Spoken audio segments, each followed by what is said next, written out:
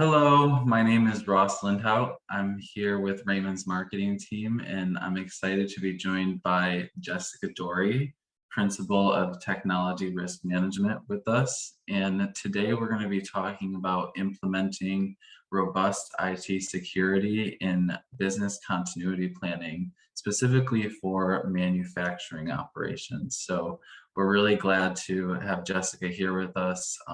Thank you so much for joining us, Jessica. Really excited to have this conversation today. Thank you, Ross. Looking forward to it. Yeah, for sure. So let's just jump right into the first question. I think it'll lay the groundwork for the rest of our conversation today.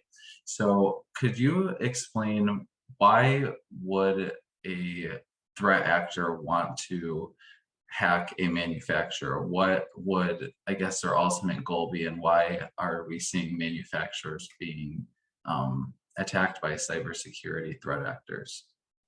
Sure, absolutely. So one of the big reasons why that attackers go after manufacturing companies is because they know that if the operations gets shut down at a manufacturer, that is going to cost that company a lot of money, right?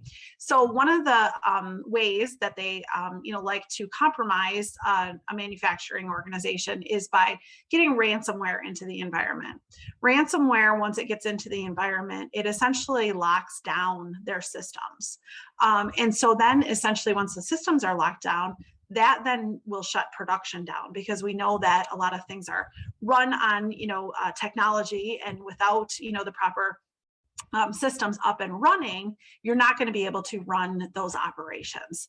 So, what we see from the hackers is they want to get that ransomware into the environment so they can shut down operations and then put the manufacturing organization in a panic as to, we got to get these systems back up and running, right? And with ransomware, what they want is they want the organization to pay them a fee to be able to for them to then unlock the systems.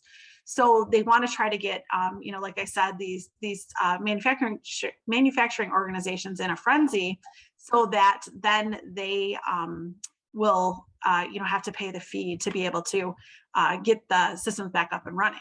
Now with that, we'll talk through I think in the chat, or in this chat, about how the organization can put things in place. But having a good backup strategy is one key way to be able to recover from a ransomware attack. So that's what I would say is the biggest target for them is to get that ransomware in the environment, so then they can shut down the operations at the manufacturer.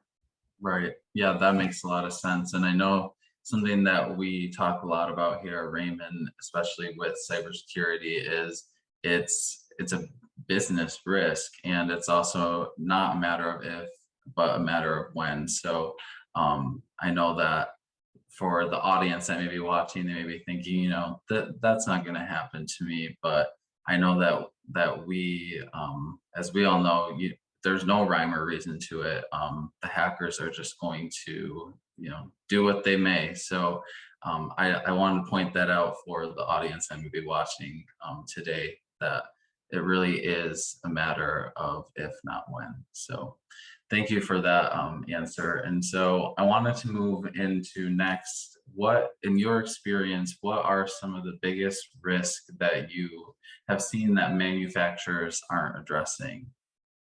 Sure, absolutely. So some of the biggest risks that I've seen in working with our clients is that, they don't have the proper information security governance program in place, right? So they don't have an information security program established. They don't have an incident response plan established. They don't really have that governing structure that is essentially going to drive what security controls are in place in the environment.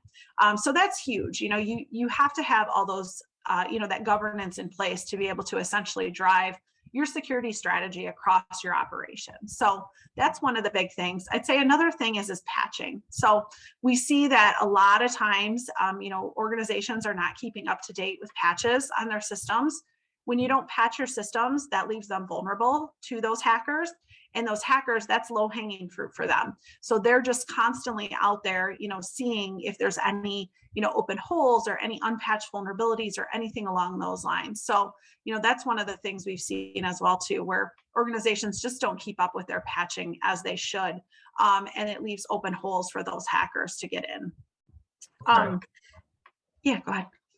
So, well, so when you say patching, as someone who, doesn't know a lot, and I like to put myself in the seat of an audience who may not know as well, can you kind of elaborate on that a little bit more in terms of what that means, but also how do you know when something needs to be patched? Yeah, absolutely. So essentially, what hackers do is they find vulnerabilities in pieces of software, right? And so then essentially from there, once the vulnerability is identified, then software manufacturers will then develop a patch to be able to patch that vulnerability.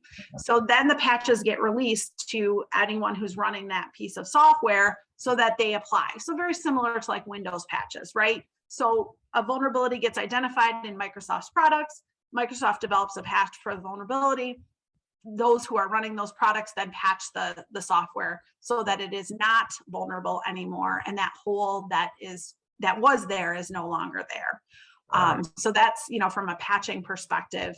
And like I said, if you keep your systems up to date and patched, that way the hackers don't have that low hanging fruit to be able to essentially go and exploit those. Yeah, that makes a lot of sense. Thank you for Mhm. elaborating on that a little bit more. Um, did you have anything else on kind of what you've seen as far as risk that aren't being addressed? Or Yes.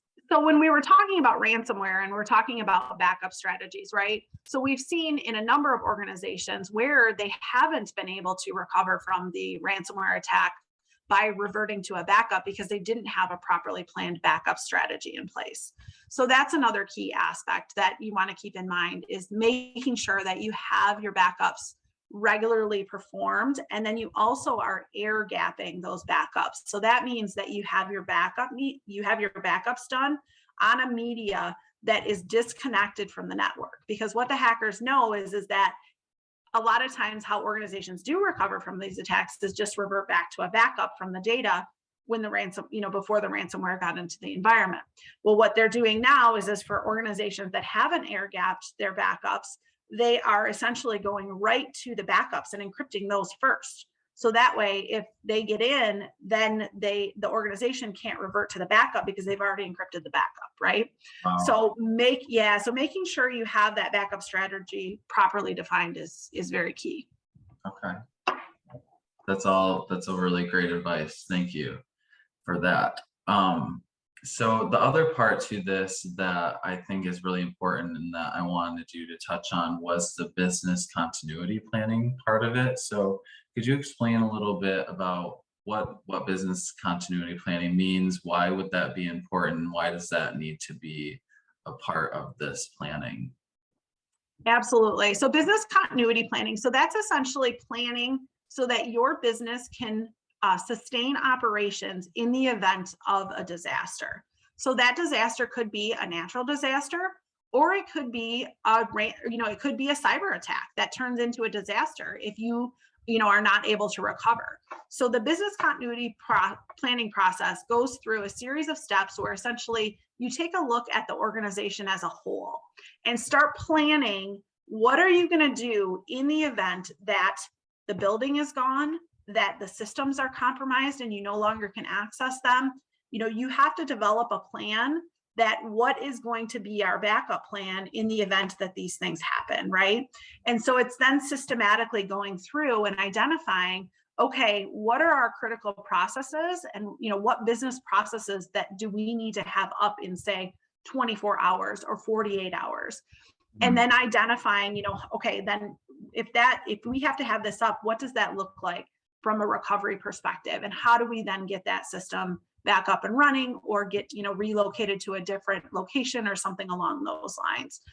So again, when we talk about ransomware and the shutting down manufacturing operations, that's where this business continuity plan becomes very critical as well too, that you do have a plan in place to be able to sustain operations in the event you do, get compromised or have a disaster of some type. okay, yeah, and I know that another factor that plays into this is your credibility and your trust, and so does that come into play with the business continuity plan as well?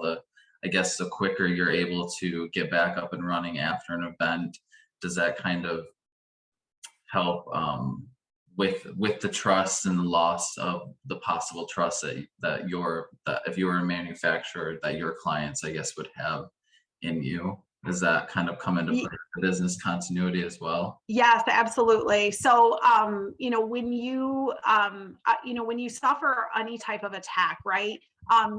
Getting your business up and running again is, first and foremost, the most important piece of that. And so, making sure that, you're able to get, operations up and running so that you're then able to, continue processing, as you would before. Business reputation loss is huge. So if you're down for 3 days, customers are going to lose trust in you that, you don't have a solid, business operations in place that you can recover, from an incident or a disaster or something along those lines. So yeah, that reputation loss is a huge component. And that's where this helps, because if you have everything properly planned and structured, then you're likely to be able to recover a lot faster, and your customers aren't going to notice, any type of, downtime. Yeah, exactly. I think that makes a lot of sense. So it's definitely sounds like to me very important part of the process, not just only having the security, but also having the plan in case something does happen. So I think this has been a really great conversation. Your insights are amazing. Do you have any final thoughts that you want to add? How can Raymond help manufacturers succeed and reach these goals? Absolutely. So, Raymond can help in the fact that we can assess the organization. We always view ourselves as the proactive side.